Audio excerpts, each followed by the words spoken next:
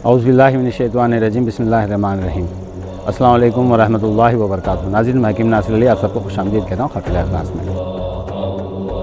नाज़रीन, अभी रजब का महीना शुरू होने वाला है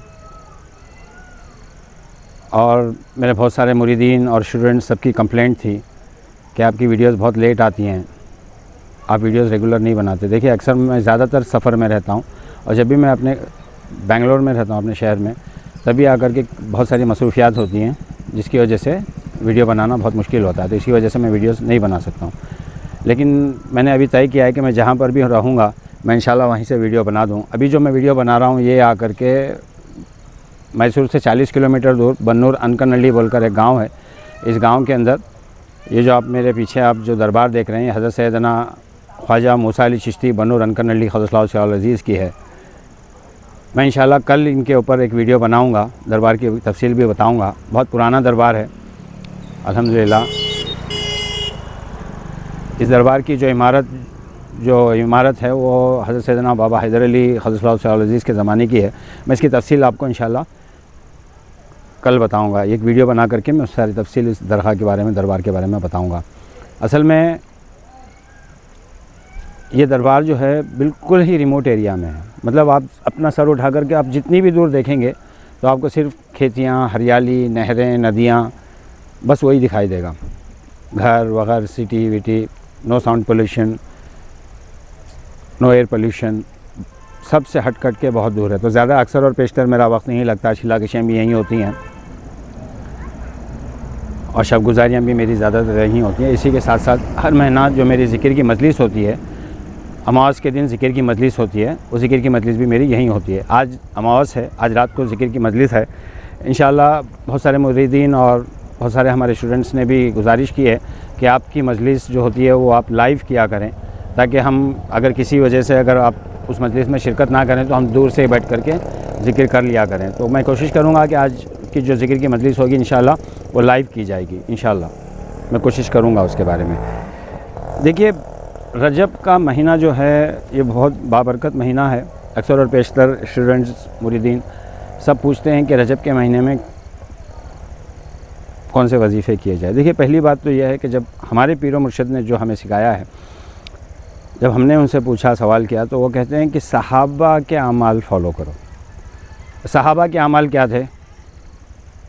सहाबा के अमाल नमाज, रोज़ा, नवाफिल, कसरत तिलावत कुरान, नबी करीम सल्लल्लाहु अलैहि वसल्लम की दुआ है, अल्लाहुम्मा बारिक लना फ़ी रजबा व शाबाना व बल्लिग़ना रमज़ान। देखिए, इस महीने की, इन तीनों महीनों की तबरुकात क्या हैं, बरकत क्या हैं और अहमियत क्या हैं, ये दुआ हमें समझाती है। नबी करीम सल्लल्लाहु अलैहि वसल्लम की ये दुआ हमें समझाती है कि अल्लाह हमें रजब के और शाबान के बरक़ात नसीब फरमा और हमें रमज़ान तक पहुँचा। यानी कितने मुअतबर महीने हैं। कसरत तिलावत, कसरत नवाफिल, रोज़ा नबी करीम सल्लल्लाहु अलैहि वसल्लम का ख़ुद मामूल था। ऐसा नहीं कि रमज़ान के महीने में रोज़े रखे जाते थे। रमज़ान के महीने की तैयारी रजब से की जाती थी, इसीलिए इन तीनों महीनों को जोड़ा गया है। रजब की और शाबान की बरकतें नसीब फरमा और हमें रमज़ान नसीब फरमा। अभी जो वज़ाइफ़ करते हैं ना, हम तो अमलियात का काम करते हैं, इलाज मुआलजा का काम करते हैं और ज़्यादातर स्टूडेंट्स भी वही सीखते हैं मुझसे। हम इसी के बारे में बात करेंगे। देखिए, जब कहते हैं ना खुसूसी कोई वज़ाइफ़ बताइए रजब के महीने में या शाबान के महीने में, ये असल में आकर के आमिलीन जो अमलियात कर रहे हैं, जो स्टूडेंट्स हैं, ये सवाल पूछने से पहले आप थोड़ा एक मरतबा थोड़ा सोच लिया करें। क्योंकि ये जो कहते हैं ना पर्टिकुलर महीने के कौन से वज़ाइफ़, ये सीज़नल पीपल्स हैं। जैसे होते हैं ना सीज़नल व्यापारी, रोड के ऊपर आम का सीज़न आया आम बेच रहे हैं, जाम का सीज़न आया जाम बेच रहे हैं, सेब का सीज़न आया सेब बेच रहे हैं। सीज़नल व्यापारी ये इसी किस्म के लोग होते हैं, बरसाती। उस सीज़न का ज़िक्र और वज़ाइफ़ करते हैं। अमलियात के अंदर अगर आपके कोई मामूलात हैं, आप रेगुलर आपने किसी का छिल्ला किया हुआ है, आपने उसके ऊपर रियाज़त की हुई है, उसी के ऊपर अगर इन महीनों में भी कसरत से अगर आप रियाज़त करते हैं तो उसके अंदर और पावर आएगा और एनर्जी आएगी और आप तरक्की और कामयाबी हासिल करेंगे। ये जब तक, और एक बात अमलियात के अंदर एक बात याद रख लें, जब तक आपका कोई एक वजीफ़ा मुकम्मिल नहीं हो जाता, कंप्लीट नहीं हो जाता, जब तक उसके फ़ैज़ व बरक़ात आपको हासिल नहीं हो जाते, दूसरा वजीफ़ा करना ये बुज़ुर्गों का ये तरीक़ा नहीं है, वो मना करते हैं। तो जब तक आपका एक वजीफ़ा कंप्लीट नहीं होता, आप दूसरे वजीफ़े पे जाना नहीं चाहिए। तो जो आमिलीन हैं, ऑलरेडी आपके कोई वज़ाइफ़ हैं, कुछ मामूलात हैं, रोज़ आपने कोई छिला कशी की हुई है, जैसे कि सूरह मुज़म्मिल का किया है, या आपने चहल काफ का किया हुआ, या सूरह यासीन का किया हुआ, जो भी है, तो इसको आप इस महीने में इसको कसरत से इसको पक्का करने की कोशिश करें। अगर किसी का वजीफ़ा मुकम्मिल नहीं हुआ है तब भी आप वही करें, अगर आपका मुकम्मिल हो गया तो आप इसके ऊपर ही रियाज़त ज़्यादा करें। जैसे कि मैंने एक बहुत पहले एक वीडियो बनाई थी, एक शॉर्ट बनाई थी, जिसके अंदर मैंने कहा था जंग के मैदान में जब आप उतरता है, जब भी कोई शख्स जब जंग के मैदान में उतरता है ना, तो जो टीम्स होते हैं, दो गैंग होती है, मतलब जो जमातें होती हैं, दो आर्मीज़ होती हैं, हर आर्मी का माहिर जो होता है ना, जो लीड कर रहा है और जो सामने वाली फ़ौज के ऊपर जो हमला कर रहा है, या उसको सिपह सालार कह लें या कुछ भी कह लें, तो वो सिपह सालार है ना, तो जो सामने की जो फ़ौज होती है, उस फ़ौज के अंदर वो कभी भी आकर है ना एक पर्टिकुलर शख्स को टारगेट करते हैं ज़्यादातर। मतलब अगर कोई शख्स है जिसने आकर के 100 किस्म के हथियार चलाने पे प्रैक्टिस किया हुआ है, तो उसको नहीं छेड़ेंगे। जनरल बात में अगर हम और आप बात कर रहे हैं तो आप, अरे यार इसके पास 100 हथियार हैं, हम यही सोच के रिएक्ट करेंगे ना। लेकिन जो शातिर जनरल रहता है ना, जिसके पास 100 हथियार हैं, जिसने 100 हथियार के ऊपर प्रैक्टिस करके महारत हासिल की है, वो उसको नहीं मारेगा। वो पहले उसको मारेगा जिसने एक हथियार के ऊपर 100 बार प्रैक्टिस की है, जो एक फ़न में माहिर है, वो उसको मारेगा पहले, क्योंकि एक फ़न में जो माहिर होता है ना, ये बहुत ख़तरनाक होता है। इसी तरह अमलियात के अंदर भी अगर आपको किसी वजीफ़े में अगर कामयाबी मिल गई, आपको हर काम के लिए वो एक वजीफ़ा काफ़ी है।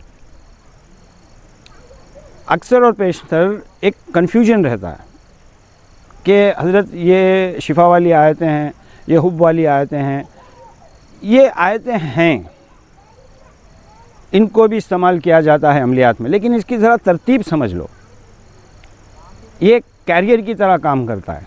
फॉर एग्ज़ाम्पल, अब समझिए आप चहल काफ के आमिल हैं, चहल काफ में अल्लाह ताला ने आपको महारत अता फरमाई है, उसके फ़ैज़ व बरक़ात आपके साथ हैं, आप चहल काफ से ही काम करेंगे।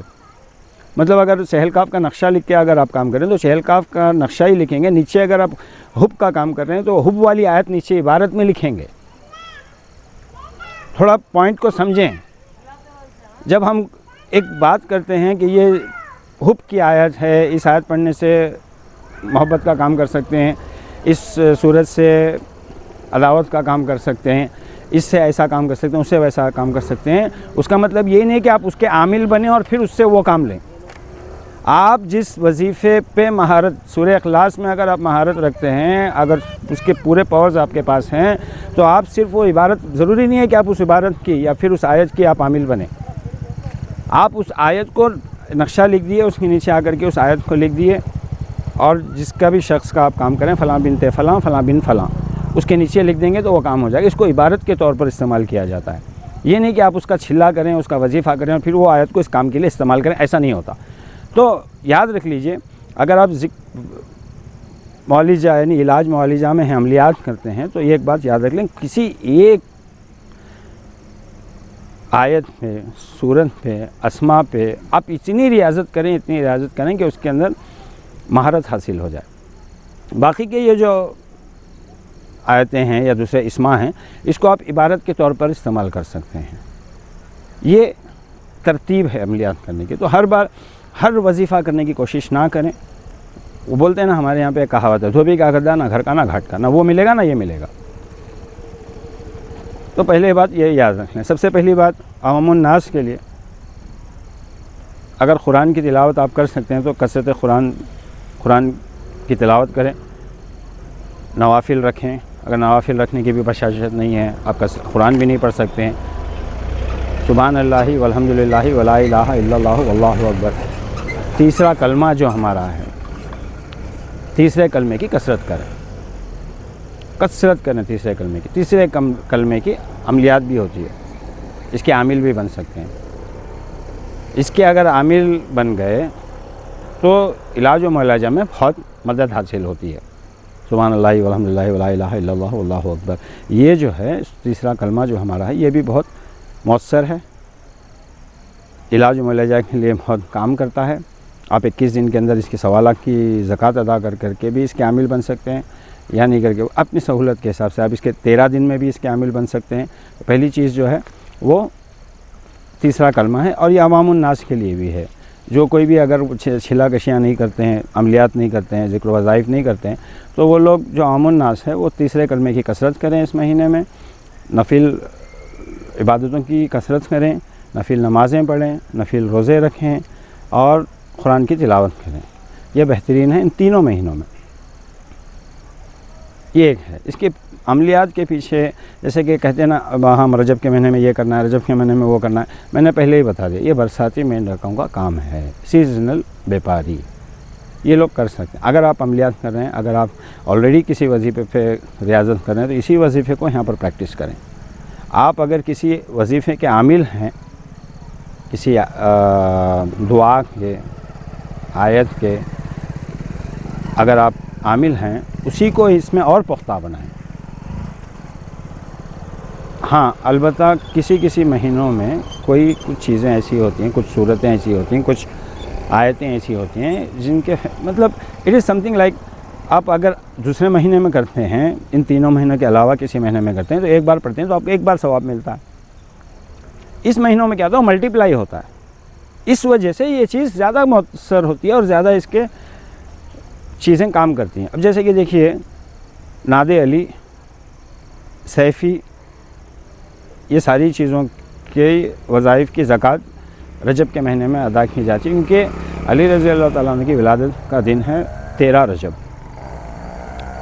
नादे अली, सैफ़ी ये सारी आपसे निस्बत रखती हैं, इसीलिए आकर के इसके छिल्ला और इसकी ज़कातें अदा की जाती हैं इस महीने के अंदर। तो मैंने कुछ पॉइंट्स लिख कर रखे हैं, कुछ मुख्तसर से वज़ाइफ की। इसके अंदर आप सूरह मुज़म्मिल की भी ज़कात अदा कर सकते हैं, सूरह यासीन की भी ज़कात अदा कर सकते हैं। सूरह इखलास की ज़कात अदा करना इन तीनों महीनों में बहुत मौसर होता है। बुज़ुर्गों का ख़ौल है और हमारे बुज़ुर्गों ने फरमाया है कि आप सूरह इखलास की कसरत किया करें और सूरह इखलास का इसके अंदर छिल्ला करें। अगर आप हो सकता है तो आप 21 दिन के अंदर 1.25 लाख करने की कोशिश करें, या फिर 3 महीने के अंदर 12.5 लाख करने की कोशिश करें। इन तीनों महीनों के अंदर आप सूरह इखलास की रियाजत करें। इसी तरह अगर कोई सूरह मुज़म्मिल की ज़कात अदा करना चाहता है, तो उनको चाहिए कि आप पहली रजब से लेकर के 10 शाबान तक 313 की अदद में भी पढ़ सकते हैं अगर किसी की कैपेसिटी है तो, या फिर आप 117 की अदद में भी पढ़ सकते हैं, 90 की अदद में भी पढ़ सकते हैं, 66 की अदद में भी पढ़ सकते हैं, 41 टाइम की अदद में भी पढ़ सकते हैं 40 डेज़ के लिए। यानी 1 रजब से शुरू करें और 10 रजब को ख़त्म करें। सूरह मुज़म्मिल की भी ज़कात इस तरह अदा की जाती है। इसी तरह नादे अली की ज़कात अगर कोई अदा करना चाहता है तो ये 13 दिन में नादे अली की ज़कात हो जाती है।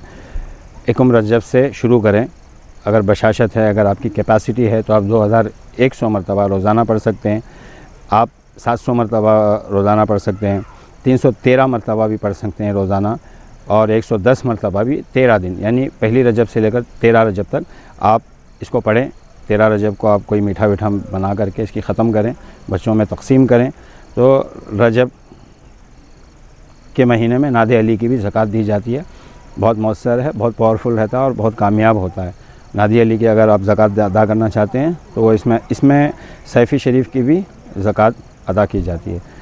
1 रजब से लेकर के 13 रजब तक आपको 110 मरतबा कंप्लीट करना है ना, होल पूरे 13 दिन में आपको 110 मरतबा कंप्लीट करना है। डिपेंड्स अपॉन, अगर आप और ज़्यादा भी पढ़ सकते हैं तो आप पढ़ सकते हैं, बट मिनिमम आपको 13 दिन के अंदर 110 मरतबा पढ़ना है।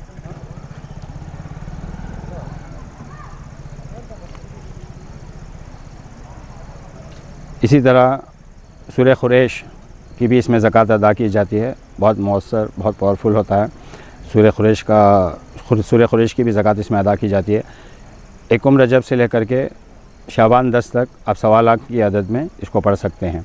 इसकी 1.25 लाख की ज़कात दी जाती है। अगर सूरह कुरैश की अगर आप ज़कात देना चाहते हैं तो इसकी 1.25 लाख 40 दिन में कंप्लीट की जाती है, 1 रजब से लेकर के 10 शाबान तक। इसी तरह सूरह फ़ील की भी आप इसमें ज़कात अदा कर सकते हैं। सूरह फ़ील बुज़ुर्गों का कहना है कि बहुत असरदार होती है, पावरफुल होती है। सूरह फ़ील की ज़कात आपको 21 दिन की ज़कात अदा की जाती है सूरह फ़ील की, मतलब 1 रजब से 21 रजब तक। इसमें आप 772 मरतबा पढ़कर भी इसकी ज़कात अदा कर सकते हैं, 333 टाइम पढ़कर भी इसकी ज़कात अदा कर सकते हैं। इसकी ज़कात अदा करने के 2 तरीक़े हैं, सूरह फ़ील की ज़कात। और बुज़ुर्गों का फरमान है, बुज़ुर्गों का कहना है कि सूरह फ़ील की जो ज़कात होती है इस महीने में बेहतरीन होती है। अगर सूरह फ़ील की अगर आप इस महीने में अगर आप ज़कात अदा करते हैं तो आपको 2 चीज़ों का फ़ायदा मिलता है। यानी कौसर की भी अगर आपने सूरह फ़ील की रजब के महीने में 772 टाइम पढ़कर अगर इसकी ज़कात अदा की है तो आपको सूरह कुरैश की ज़कात अदा इलाज मुआलिजा के लिए सूरह कुरैश की ज़कात अदा करने की ज़रूरत नहीं है। आपको दोनों के भी फ़ैज़ व बरक़ात इसमें मिल जाएंगे। आप दोनों आयतों से, दोनों सूरतों से काम ले सकते हैं। तो बेहतर होगा अगर आप 772 टाइम 21 दिन के अंदर सूरह कुरैश की ज़कात अदा करें। सूरह कुरैश के बहुत सारे फ़ायदे हैं। पहले तो ये दुश्मनों के लिए बहुत ज़बरदस्त काम करता है। किसी भी दुश्मन की आपके ख़िलाफ़ तदबीर वकबीर कुछ काम नहीं करेगी। रिस्क में भी तरक्की होगी, मुश्किलात आसान होंगे। पहाड़ जैसे हाथी जैसे बड़े बड़े मुश्किलात क्यों ना हो, सूरह फ़ील है। फ़ील का मतलब हाथी, अलम तरा कैफ़ फ़अल रब्बुका बिअस्हाबिल फ़ील, यानी हाथी के बराबर भी, पहाड़ के बराबर भी अगर मुश्किलात होंगे तो अल्लाह ताला इसको हल करेगा। भले ही कितनी भी बड़ी मुश्किलात क्यों ना हो, अल्लाह ताला इन मुश्किलात को हल करेगा। तो आप कोशिश करें कि 21 दिन के अंदर इसकी 772 वाली ज़कात अदा करने, कम से कम 772 टाइम की ज़कात अदा करने की कोशिश करें। वैसे तो बहुत सारे वज़ाइफ हैं रजब के महीने में करने के, जैसे कि पिछली बार मैंने बताया था रिजालुल गैब के भी वज़ाइफ के बारे में मैंने बताया था। आयत खुतब उसकी भी ज़कात दी जाती है, उसकी मैंने इजाज़त भी दी है। अगर आप पिछली वाली रजब के महीने की अगर वीडियो देखेंगे तो पिछले साल की रजब के महीने की अगर वीडियो देखेंगे तो उसके अंदर आले इमरान की जो 154 आयत है, सुम्मा अंज़ला अलैकुम मिन बादिल गम्मि अमानतन वासन यख्शा, ये आयत की भी ज़कात अदा की जाती है। यह आयत खुतब कहा जाता है, इसे रिजालुल गैब का महीना है, रिजालुल गैब की आयत है। और इसकी ज़कात किस तरह अदा की जाती है और इसके ऊपर कैसे कैसे काम किया जाता है, ये मैंने ऑलरेडी वहाँ पर बताया है। आप लोग कोशिश करें उस वीडियो को देख करके, हो सके तो आयत खुतब की भी ज़कात इस महीने में बहुत मौसर है, पावरफुल है, आप उसकी भी ज़कात अदा कर सकते हैं। मैंने ऑलरेडी आयत खुतब की तफसील पिछली वीडियो में बता दी थी, पिछले रजब के महीने के वीडियो में मैंने सारी तफसील बता दी थी, इसीलिए मैंने अभी उसके बारे में कुछ नहीं बताया। आप वो वीडियो देख लें, आपको सारी तफसील पता चल जाए।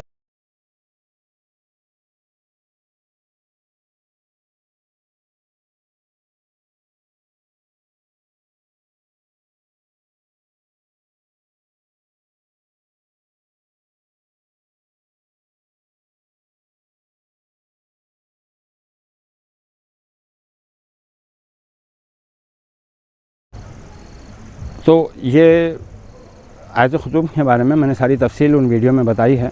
ये रिजालुल गैब का महीना है, अगर कोई आयत खुतब की ज़कात अदा करना, उसमें मैंने इजाज़त भी दी है। और एक बात, जितनी भी सूरतें और आयतें मैंने इसमें बताई है, इन सब का अल्लाह के फजल व करम से मैं आमिल हूँ, मेरी तरफ़ से इजाज़त है। आप सब लोग अगर चाहें तो इसकी ज़कात अदा कर सकते हैं। फिर से मुझे मैसेज करके या फ़ोन करके इजाज़त लेने की ज़रूरत नहीं है, मेरे तरफ़ से आपको इजाज़त है। जो भी इसकी ज़कात अदा करना चाहेगा, जो मैंने तरीक़ा बताया उस तरीक़े से, जो नंबर्स मैंने बताए हैं, जो अदद मैंने बताई उस अदद में अगर ज़कात अदा करना चाहता है, अल्हम्दुलिल्लाह वो ज़कात अदा कर सकता है।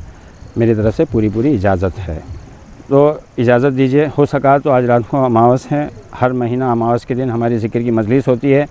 उस ज़िक्र की मजलिस में बहुत सारे मुरीदीन, मेरे स्टूडेंट्स, बहुत मजमा रहता है। तो मुरीदीन की रिक्वेस्ट है कि आप इसको लाइव करें। तो इंशाल्लाह अगर हो सका तो आज की जो मजलिस होगी, महीनावार मजलिस जो होगी, वो मैं इंशाल्लाह लाइव करने की कोशिश करूँगा, जिसके अंदर इस्तग़फ़ार पढ़ा जाता है, दरूद की महफ़िल होती है, फिर 12 तस्बीह पढ़ी जाती है, उसके बाद में दुआ होती है।